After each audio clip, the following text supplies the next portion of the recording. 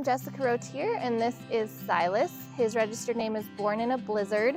He's a 2022 gelding. He is by Cold Corona Smoothie, who is our stud that we raised here on our ranch.